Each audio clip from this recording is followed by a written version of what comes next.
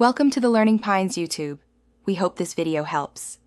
You start by confirming the problem and isolating the biggest consumers. Open storage settings or run a quick disk usage tool to list folders by size. Once done, pause any cloud sync and backups so files don't change mid-process. Connect an external drive or large NAS now. Make sure it has more space than the data you'll move. This allows immediate offloading of large media or archives. You're not deleting yet. You're locating and staging what will be moved or removed.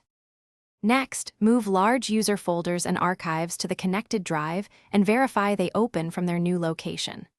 Once moved, run disk cleanup or storage sense to remove temporary files, old Windows updates, and empty the recycle bin. This reclaims immediate space.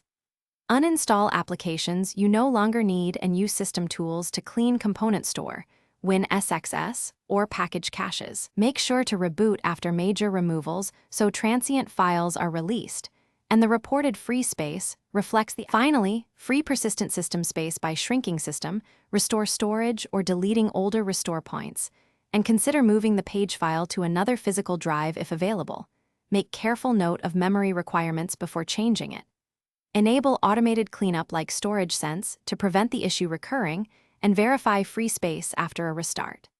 If free space still looks wrong, run a full disk check and inspect for hidden or protected files. These steps complete the operation and give you a. Thanks for watching. Consider subscribing if we helped you.